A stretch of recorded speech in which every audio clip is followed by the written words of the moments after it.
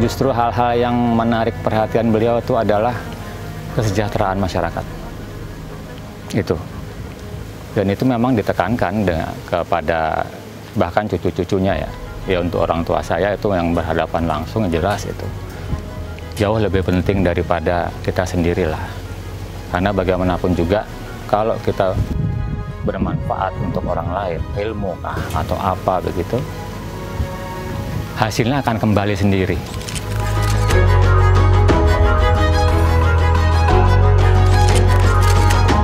Beliau punya karya-karya di dalam pemerintahan, punya karya-karya di dalam pembangunan, tetapi beliau adalah seorang yang sangat rendah hati sebenarnya.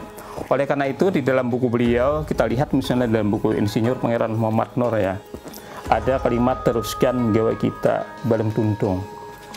Ini ada punya makna. Tugas kita lah di generasi sekarang ini bisa melanjutkan.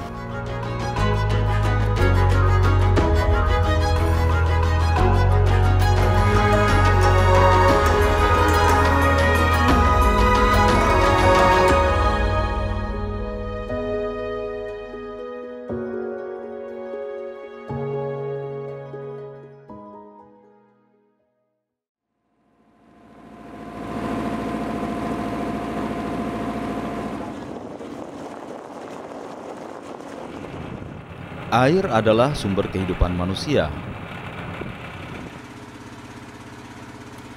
Air memerankan peran penting untuk menjaga keseimbangan alam sehingga kelangsungan makhluk hidup di muka bumi dapat terjaga.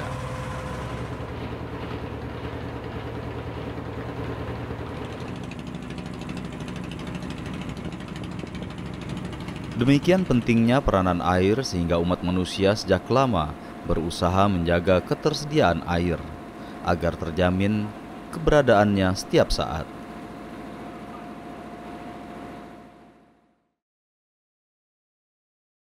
Salah satu cara menjaga ketersediaan air adalah dengan membuat bendungan. Bendungan, dam, atau reservoir dapat diartikan sebagai sebuah penampung air buatan atau danau buatan yang dibuat dengan membendung aliran sungai.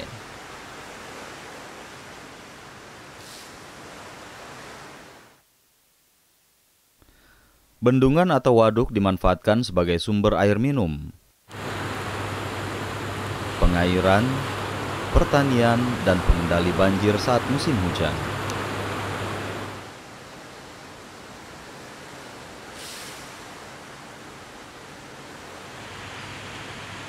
Sedang tenaga yang dihasilkan oleh aliran air pun dapat dimanfaatkan oleh manusia sejak lama untuk meringankan beban kerja. Seperti menciptakan roda air guna pengairan sawah, hingga menjadikan tenaga yang dihasilkan oleh arus air menjadi pembangkit tenaga listrik.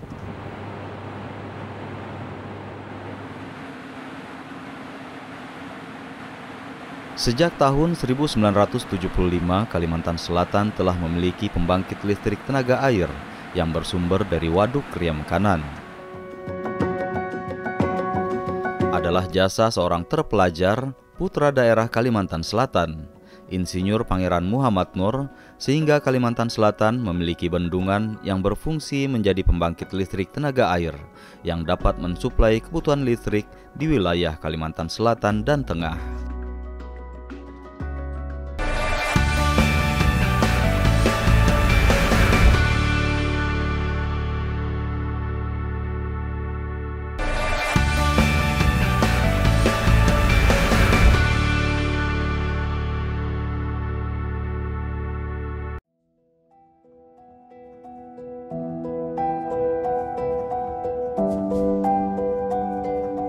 Insinyur Haji Pangeran Muhammad Nur lahir tanggal 24 Juni 1901 di Martapura, Kalimantan Selatan. Dia adalah seorang gusti keturunan bangsawan Banjar. Ayah Muhammad Nur bernama Pangeran Ali dan ibunya bernama Ratu Intan binti Pangeran Kesumagiri. Sang ayah merupakan pegawai negeri atau amtenar dengan jabatan kiai, yaitu jabatan kepala distrik dalam struktur pemerintahan di Keresidenan Afdeling Selatan dan Timur Borneo. PM Nur ini adalah seorang ayahnya adalah Pangeran Ali, anggota Pokskrat waktu itu dulu, sehingga sering kali berpindah-pindah tempat. Ketika beliau lulusan Pokskol, sekolah dasar pada waktu itu, beliau juga melanjutkan ke HES, Holland and Land School, kemudian ke HBS, kemudian terakhir beliau adalah menempuh pendidikan di Teknisi Hogeschool yang sekarang jadi Institut Teknologi Bandung, satu alma mater dengan Bung Karno.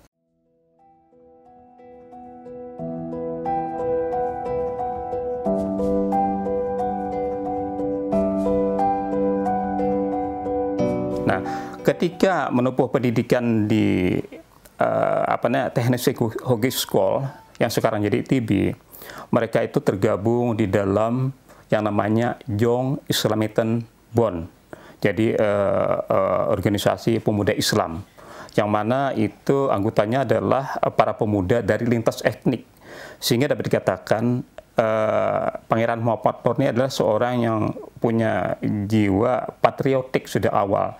Benih-benih kepemimpinan beliau sudah tercipta, sudah terdidik ketika tergabung di dalam Jong Islamiten Bond.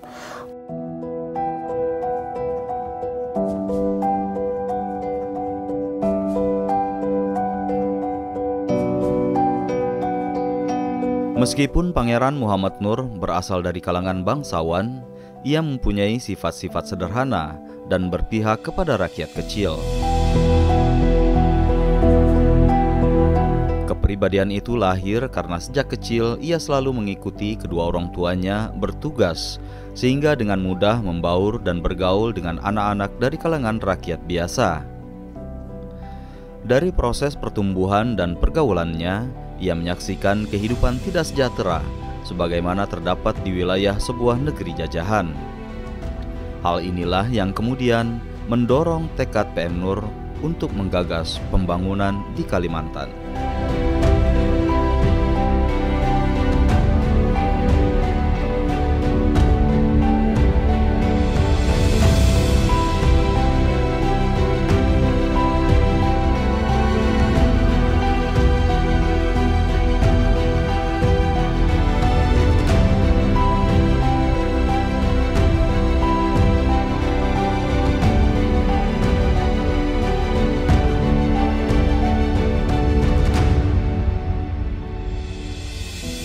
Justru hal-hal yang menarik perhatian beliau itu adalah kesejahteraan masyarakat. Itu. Dan itu memang ditekankan kepada bahkan cucu-cucunya ya. Ya untuk orang tua saya itu yang berhadapan langsung jelas itu.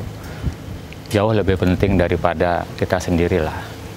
Karena bagaimanapun juga kalau kita bermanfaat untuk orang lain, ilmu kah atau apa begitu, hasilnya akan kembali sendiri.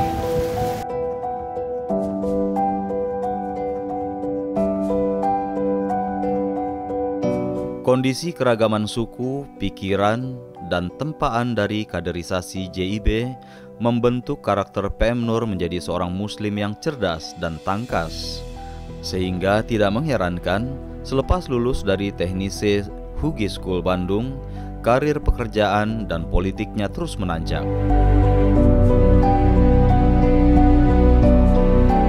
Beliau lulus dari Sekolah Teknik Tinggi di ITB Bandung, yang sekarang jadi ITB Bandung itu tahun 1927.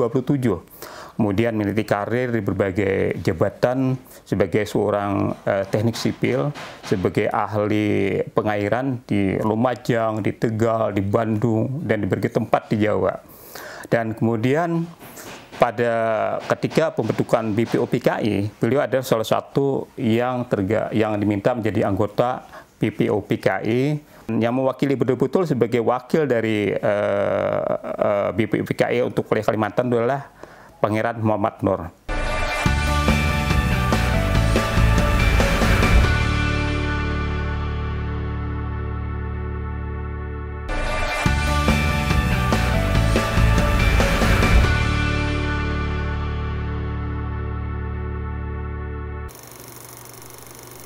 proklamasi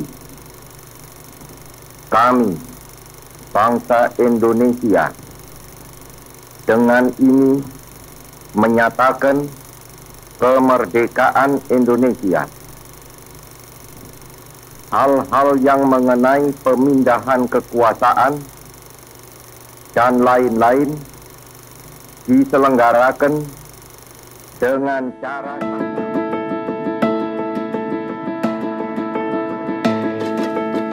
Pangeran Muhammad Nur pernah menjadi anggota BPUPKI atau Badan Penyelidik Usaha-Usaha Persiapan Kemerdekaan Indonesia. Namanya tercantum sebagai 6 anggota baru dari 62 anggota BPUPKI yang sudah ada. Sebagai anggota BPUPKI, tentunya ia adalah salah satu di antara bapak bangsa asal Kalimantan.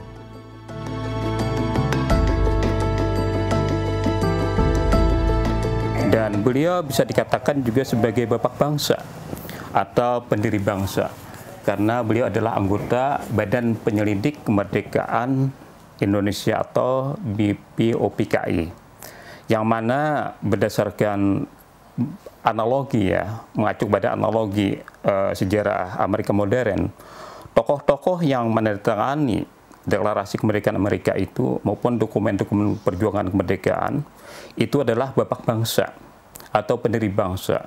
Maka dapat dikatakan PM Nur atau Pangeran Muhammad Nur itu adalah bapak bangsa atau pendiri bangsa.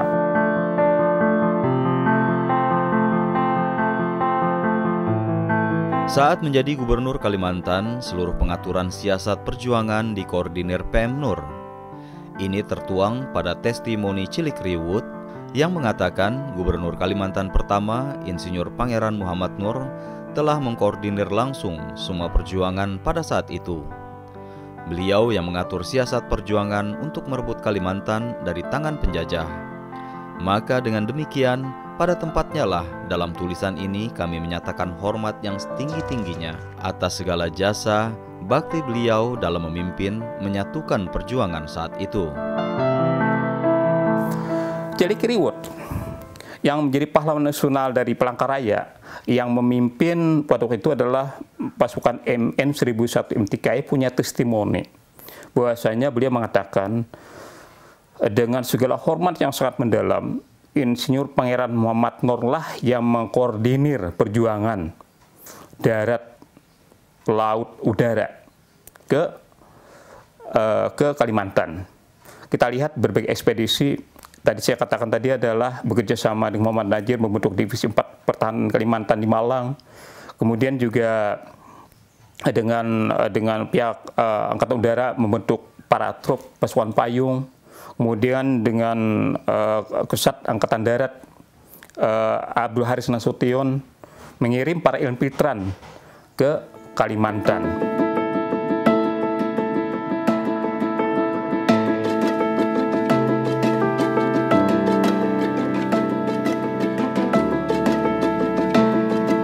Cilik Riwut kini pahlawan nasional asal Provinsi Kalimantan Tengah, mantan Komandan Kesatuan MN 1001 yang pembentukannya difasilitasi oleh PM Nur, adalah salah seorang pejuang yang dalam penyusupannya ke Kalimantan dikoordinir oleh PM Nur.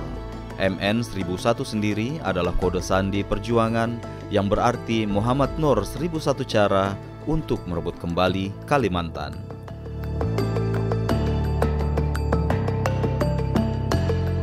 Salah satu organisasi yang dibentuk, yang dipayungi, yang dikoordinir oleh PM Nur adalah pasukan MN 1001 MTKI.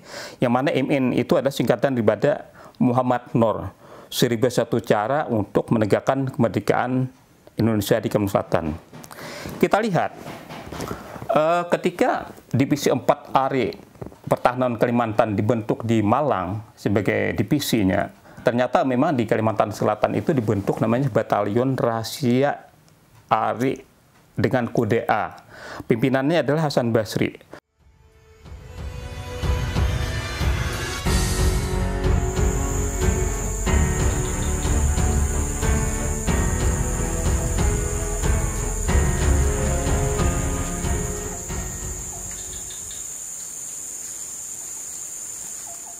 Merdeka! Merdeka! Merdeka! Kayak apa tanggapan pian lawan naskah yang sudah kami tulis?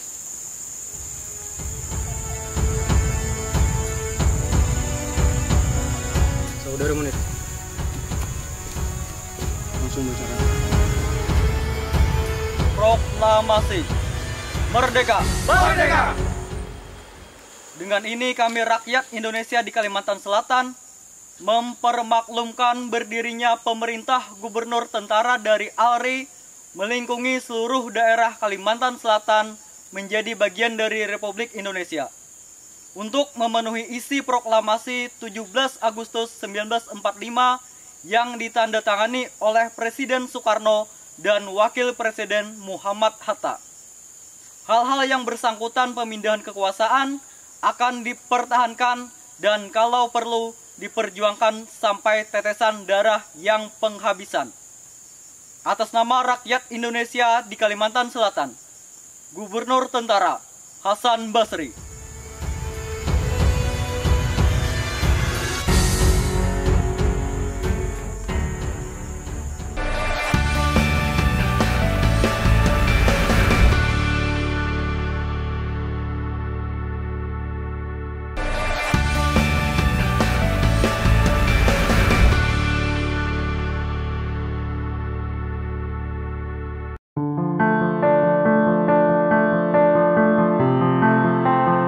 PM Nur telah mengisi usianya dengan perjuangan dan pengabdian yang bermanfaat, tidak saja bagi diri dan keluarganya, tapi lebih luas lagi untuk kemaslahatan orang banyak, bagi negara dan bangsa.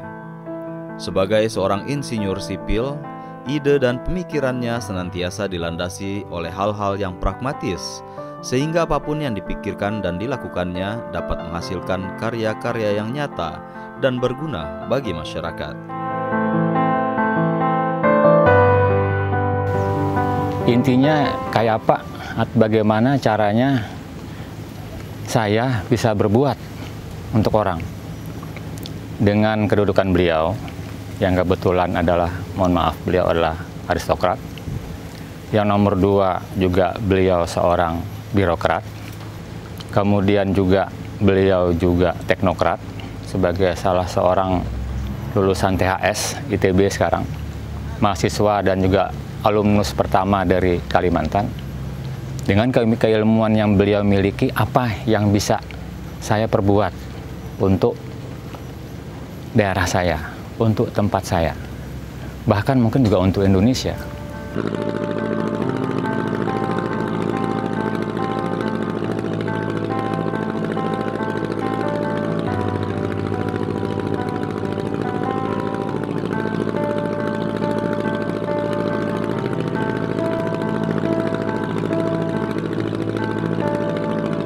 PM Nur adalah seorang yang sangat berperan penting dalam berbagai kemajuan pembangunan di Kalimantan.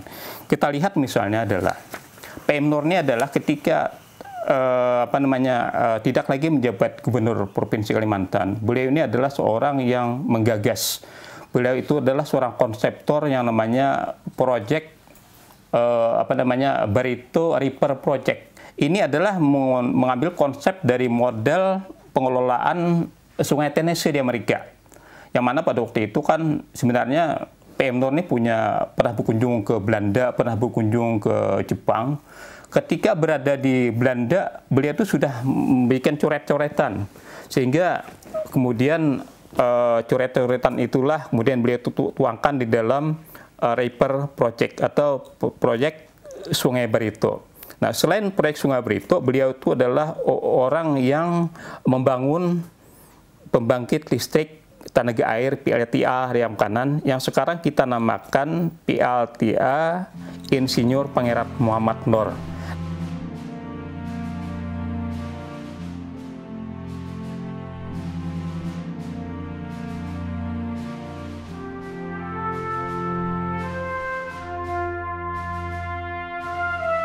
Pembangunan PLTA Riam Kanan diawali dengan studi pendahuluan yang dilaksanakan pada bulan November 1958 hingga bulan Januari 1959. Penimbunan tanah dan pembuatan waduk, dilakukan pada bulan Juli 1959 hingga bulan Desember 1970. Pengisian waduk dilakukan pada tanggal 30 Juni 1972. Peresmian PLTA Riam Kanan dilakukan pada tanggal 30 April 1973. Peresmian Waduk Riam Kanan dihadiri Presiden Republik Indonesia Soeharto.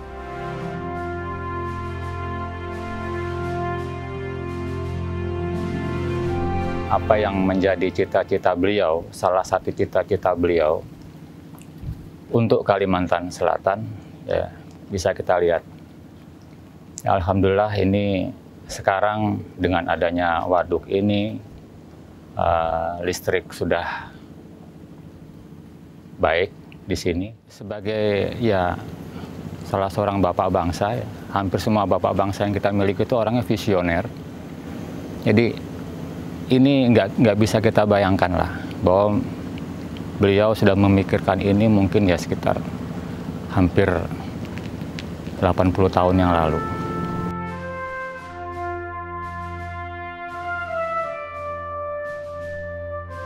PLTA Riam Kanan menyediakan energi listrik sebesar 8% dari total keseluruhan kebutuhan listrik di Kalimantan Tengah dan Kalimantan Selatan.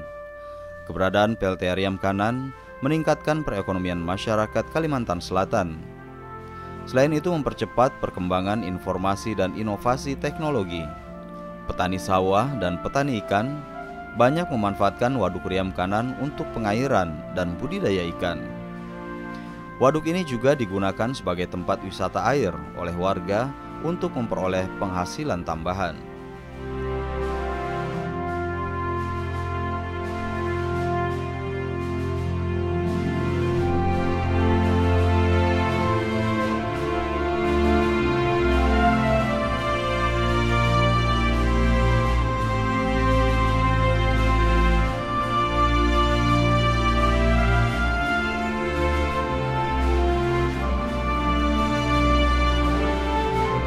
Perjalanan hidup dari Insinyur PM Nur merupakan pembelajaran yang berharga bagi kita semua. Segala aspek perjuangan dan pengabdiannya bagi negara dan bangsa dapat menjadi suri tauladan. Berkat kecerdasannya, ide-ide besar jika bisa dilaksanakan sebagian, apalagi jika seluruhnya akan menjadikan negara dan bangsa ini makmur sejahtera. Tapi ia menyadari betul bahwa itu mustahil direalisasikan dalam 1 atau 2 generasi. Saat di penghujung usia, PM Nur mengucapkan kalimat, "Tarusakan, gawian kita balum tuntung." Kalimat ini selayaknya menjadi pemacu bagi generasi muda untuk terus berjuang, membangun, mengisi kemerdekaan, dan tentunya mengharumkan nama bangsa.